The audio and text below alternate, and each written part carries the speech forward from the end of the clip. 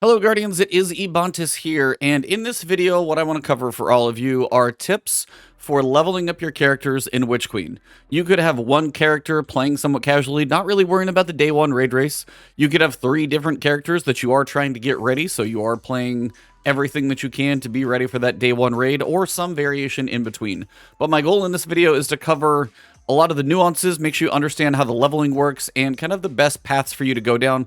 We don't have all of the specifics with regards to activities and pinnacle and powerful sources because we don't know what Witch Queen is going to bring and what those are exactly are going to be, called, if they're powerful pinnacles or what.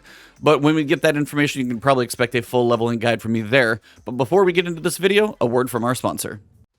Hello Guardians. You know those Witch Queen servers are going to be rocky at best on launch day. So while you're sitting there, staring at a queue number slowly ticking down, why don't you grab your phone and download Raid Shadow Legends right now. It's free on Android, iOS, and PC. I've been playing for months, and honestly, I'm still surprised a game with this much is in my pocket. You've got a campaign with fully voice-acted cutscenes, animated storyboards to explain each chapter. Very, very cool campaign. Big, lengthy, and 12 chapters long, I think. The graphics on this phone game, honestly, are spectacular. The animations are top tier. The monsters, the menus, each one of your champions, very cool and well done. Quality of life things like AFK leveling. It is amazing that I can have my champions level up when I'm not playing. So if you do have that time away, you can still have that game working for you. Daily login bonuses are really cool as well. You've got over 600 champions and even more on the way basically all the time. And on top of that, you've even got end game level content. You've got the Doom Tower, which is going to have escalating levels of challenge on each floor. And the newest update added a new clan boss, the Hydra, with new heads in fresh rotation all the time to put your best builds to the test. This end game, paired with ongoing tournaments and seasonal activities like the upcoming Valentine's event, where you can get a brand new champion, you'll honestly never run out of things to do in Raid. So what are you waiting for? Use the QR code on screen or click the link in the description to get started playing right now and get a new Elite Champion, Rector Draft, 200,000 silver, 1 energy refill, 1 XP boost, and 1 Ancient Shard so you can summon an awesome champion as soon as you log in.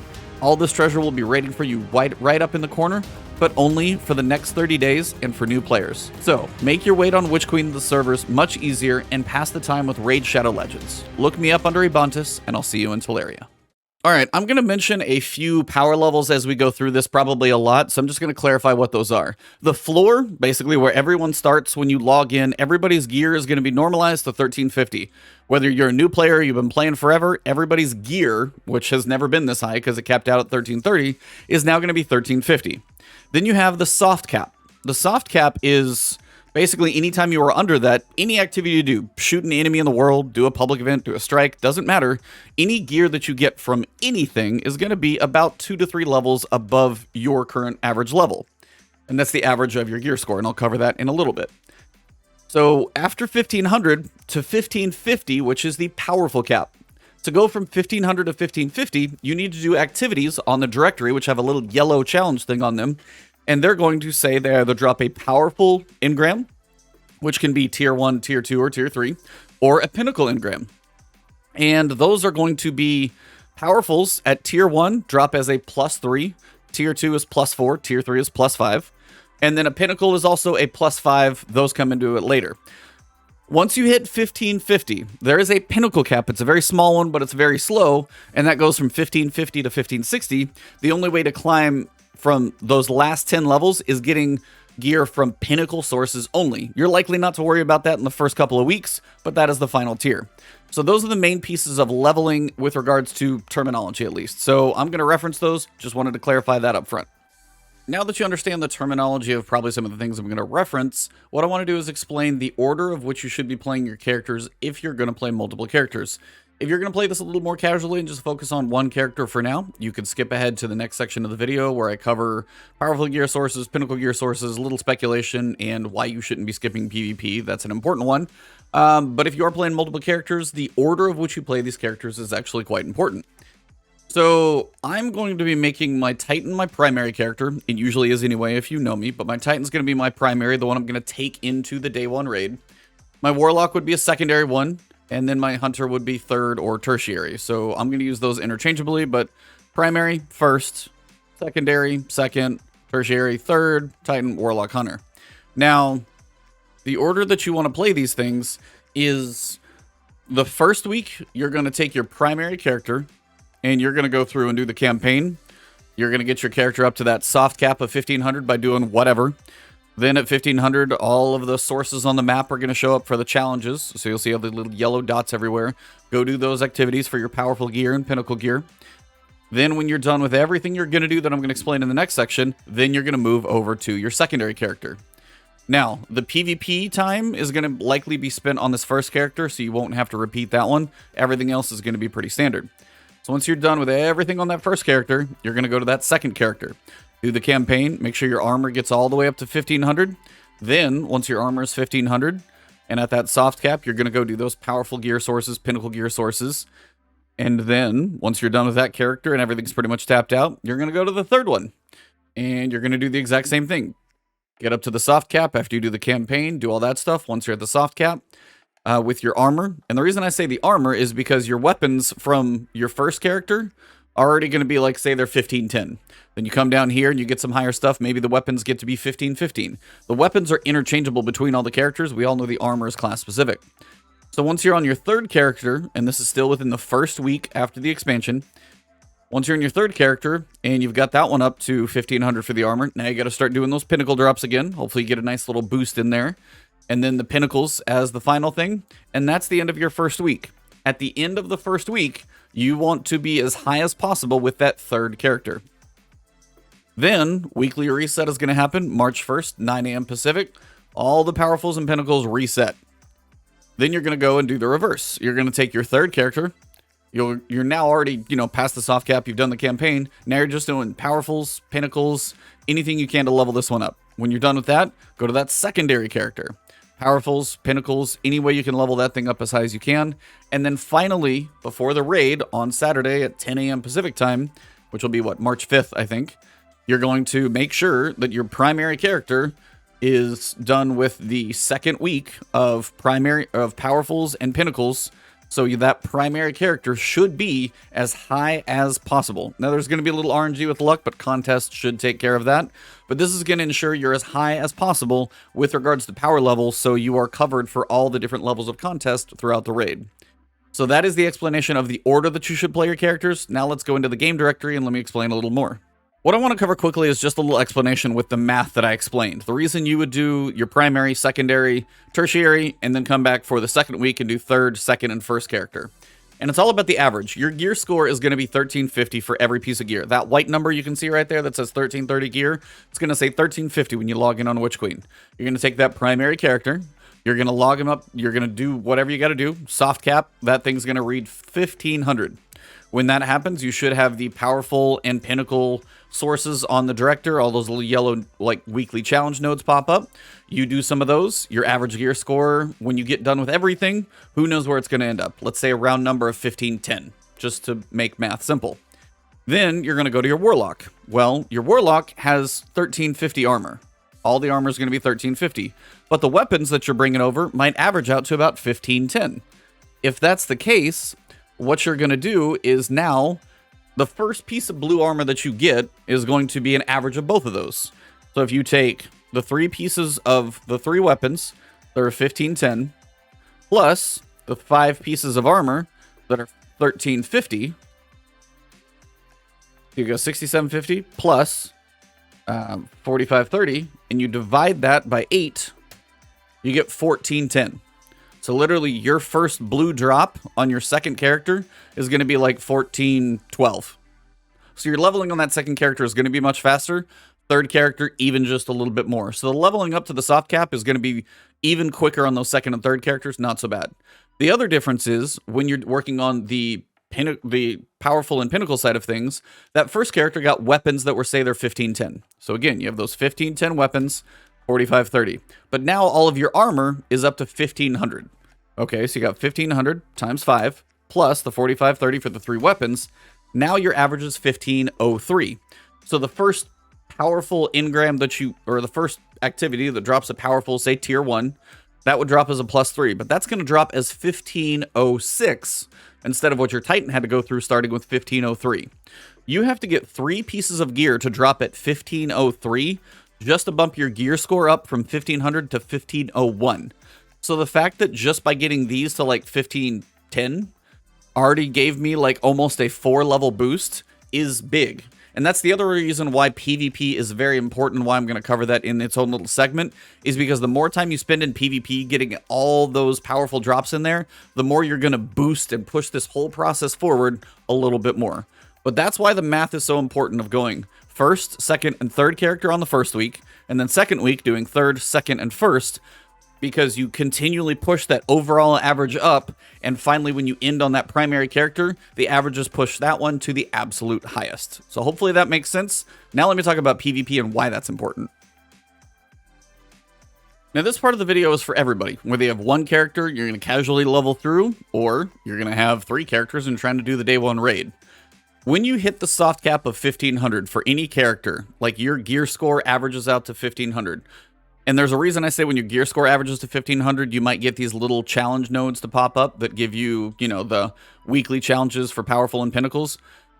Just because those show up in your gear score is 1500, on your second and third characters, as I just explained, you want to make sure your armor still gets all the way to 1500, because your average may, you know, actually get to 1500 a little bit sooner. Still make sure you're doing random activities that are not considered anything powerful or pinnacle, while you're trying to get that armor to 1500. Once it's at 1500, then you can start checking those powerful and pinnacles. But the reason I said PvP is so important is mainly because not these things, not the pinnacle 3 matches that you get to at the end of each character, because it's a pinnacle. It's right up here. Your crucible rank for heroic and your amount of valor that you have, and then your glory rank for the amount of glory that you have. The main reason these are important is twofold. One, you can play as much PvP in this playlist as you want, and you're not going to mess with a pinnacle drop, which is a good thing. This is actually the only powerful drop in the PvP playlist, and I swear they set it up this way for a reason. And then the third thing is, as you play the survival playlist and you earn glory, which is, I know it's competitive, and I know not everybody love this, but they have freelance in here, so your odds are about 50-50. Are you going to be on the good team, or are you going to be on the bad team? Who knows? But the idea here is if you don't have a 3-stack, don't jump into this playlist. If you do have a good 3-stack, have fun, and you're probably going to rank up your glory very quickly and get a lot out of this. But if you don't, however much time you are, you know, mentally able to put into this playlist is going to be beneficial to you, because you're going to be earning glory. In every rank you go up, Brave 1 to Brave 2, you get a powerful engram. Brave 2 to Brave 3, powerful engram. Brave 3 to Heroic 1, powerful engram. You see where I'm going? And honestly, some of this stuff will rank up fairly quickly. And while you're getting all of the glory, you're still playing Crucible, so you're always also getting Valor no matter what you do. And Valor's not going away. You could lose a little glory, you could get a little more, it could go a little back and forth. But the idea is, glories could go, you know, down a little, but they made it not too punishing, but it typically will eventually go up if you have decent odds. And then the Valor is always going up. So while you're getting both ranks, you're getting engrams for potentially both of these kind of reputations that you're earning by playing one playlist. So this is why it's important. You're going to do the campaign on that first character, second character, third character. But when you're done with that first character, my advice is you'll probably be done with the campaign. You'll probably be looking for what activities to do in the season. This is the time, while you see anything that you might do that says powerful engram or powerful gear, tier 1, tier 2, something like that. Most of them are going to be tier 1 that are powerful. If you're doing anything that says powerful gear tier 1 while that's going on, pepper in as much of your time as you can put in here into the survival playlist, because the more time you put in here, the higher your first character is going to be, which will raise the average of all the rest. And also, it's going to make the amount of like powerful engrams that you get higher, so by the time you jump over to pinnacles, you're going to get even more benefit out of those. Again, they're not everybody's favorite thing to do, but I promise you the time spent in this playlist is going to be well worth it if you're trying to do anything for efficiency and rating, because you will eventually run out of these things that say powerful gear resources, like the bounties. You can only do this one time, you can only do this one time. That Crucible playlist, while you do get diminishing returns, like the higher ranks do go slower, especially up to about 1500, 2000 for glory rank, you can continue to earn those engrams frequently. So this is why this playlist, more than anything else, earning 2 of these reputations is one of the most important things you don't want to skip. So that's why I wanted to cover PvP. It's very important. Now let's talk about powerful and pinnacle sources for everyone and what you should be focusing on and the order. So once you hit the soft cap, the only way your level does get higher is anything that lists itself as a powerful gear or pinnacle gear resource. One thing to note, trials won't be active before the raid, so don't look for it. But anything that says powerful gear tier 1 is going to be your primary sources for leveling up. There's like one thing that basically says primary gear tier 2. That's the clan thing. And then for primary gear tier 3, which this one may no longer be tier 3 once Witch Queen comes out because the raid is going to replace this one. Same thing as this. This pinnacle, probably going away. But anything that says powerful gear is your first priority because it's going to give you a +3. Technically, this one's broken. It's really a +5, but ignore that. Take this +3, for example. I go in, I do 8 bounties for Zavala.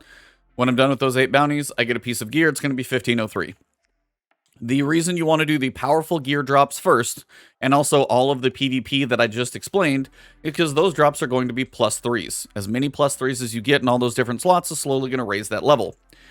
Then, when you're done with as much of the PvP and also you've exhausted everything that says powerful gear, then you can go look for anything that says pinnacle. The reason you do the pinnacle second is because the pinnacle drops at a higher level. So this is a +5. And as you're going through and doing all the powerfuls, what you're going to do is always try and normalize that level. If you have any giant holes in your level, this is extreme, but if it's like 1510, 1500, for example, 1510, 1510, 1510, 1510. If you have one piece that is substantially lowered, you just have not got a drop there yet. My advice, honestly, you're always looking to raise that average gear score. And anything that drops in the game that you don't buy from a vendor should be a max of 3 powers levels below you. So if you ever have a piece of gear that is more than 3 powers levels below you, a random blue could level that slot up. Now you can infuse it or you can just hold on to it, but a random blue can make that better. And if you're very close to that next level, that blue that could get you that could be higher than that random piece that's lagging behind, could actually bump up your level. Then when you go in to do that next, weekly challenge that drops you some pinnacle or powerful gear, that one's going to be just a little bit higher. So it's important to watch the average. And there are websites that actually do this very well. Destiny Item Manager, for example, is one of those. Hold on one second. So this is Destiny Item Manager. I'm not going to show you my whole vault because it's a mess and I haven't fully cleaned it out. It is better than it was because I'm actually below 450. But the idea is using the fractions on this character is how you're going to know how close you are. So as I said, any piece of gear that drops a blue can be about 3 power levels below you, as long as you're under the powerful cap. Like 1550 or below, any blue that drops is either -3 from your current gear score, -2, -1, or just even with your gear score. So as you can see, this prime example of I'm 1327 and 7/8. That 7/8 mean when you add up and average all my gear, I'm that close to the next level. So I have legs and class armor that are lagging behind.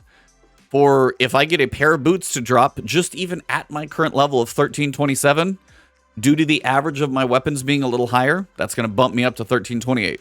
So this is why using something like Destiny Item Manager to see how close you are, if you have one piece of gear that's lacking, and like if my leg was like 1320, and it's just I had never got legs for whatever reason, and I knew I was already like, say, 1327 and 7/8. So if I get a pair of boots that randomly dropped at 1323, for example, and this doesn't count at the pinnacle range, so this is different. But if I get something that drops that's even 3 levels below me and it bumps me over that next level, then yeah, I'm going to try and play for a little while, see if I can get some boots to drop so they can bump up my level. So that's why using something like Destiny Item Manager, paying attention to the fractions of your level, and if you have a spot on your character gear-wise that's lagging behind, check this type of stuff. It may be worthwhile, so that's just why I wanted to show you this piece. So that covers a lot of the why and the reasoning. And I've told you guys, powerful engrams are your first priority. PvP mixed in there as much as you can in that survival playlist. Freelance if you're playing by yourself. Please don't go in against 3 stacks. And then pinnacles are the final thing for each of your characters when you're before you're going to move on to that next character if you're playing multiple. But pinnacles are always going to be the last thing you do that week to get the most benefit out of everything else that you've done. Now, with regards to the sources, yeah, there's some that I assume will stay around. You're going to have your Gambit bounties, your Gunsmith bounties, your Shax bounties, your Zavala bounties, your clan experience. If you're not in a clan, join some clan in the next couple of weeks. So you're already established in that clan when Witch Queen starts. Even if you don't know them, look up one that's reasonable. Try and find one that's got some space, that's not a bad group of human beings. And that way, as you do experience, you can at least get that powerful drop. Just a FYI, Trials is not going to be active until after the Witch Queen raid, so don't even look for it for the first couple of weeks. And then there's other things that you can expect are going to be there. Dares of Eternity, I don't know if it's going to have the powerful in Pinnacle, but it's still fairly fresh, so they may leave those on there. Maybe not. Grasp of Avarice is still like the newest dungeon, so I imagine this one will still have some kind of Pinnacle opportunity, and probably still going to be dropping the Avarice armor if you don't, or the Avarice armor if you don't have that one. Things that I would imagine probably won't be powerfuls or pinnacles. You know, your simulation missions, these are probably just going to be regular missions now with no gear attached. Empire hunts, same thing. I see no gear, no weekly challenges. I don't even know if Deepstone Crypt is still going to have a weekly challenge for powerfuls. That's probably gone because it's going to be a year old at that point. You've also got your regular playlist, your pinnacles here. These are when you're working on your powerful gear grind, like before you actually hit 1550, these are going to be dropping us +5. That's one of the last things you do. Same thing here. If you're going to run a Nightfall, do the low-level ones first, then save your Pinnacle drops of 3 strikes and that high-level Nightfall towards the end of that character. Gambit 3 missions, just don't touch Gambit unless they give you an option for powerfuls. Otherwise, if you play the matches in Gambit, you get an early Pinnacle. It's not the end of the world if there's like a quest for this thing, but also try to avoid wasting that Pinnacle if you can. And then you're also going to have Vault of Glass. I technically did get a drop this week, so it's not showing. But it is the most recent raid, so maybe it'll be active. But there's also a possibility they may also take that thing away from drops. We know Tangled Shore is going away. Dreaming City is going to stay, but there's not going to be a weekly challenge in here because all the seasonal stuff will go. One thing to mention, though. Wherever the Legend and Master Lost Sector, which now will share the same location each day, it's just going to be one location, or one Lost Sector, I should say, with both difficulties.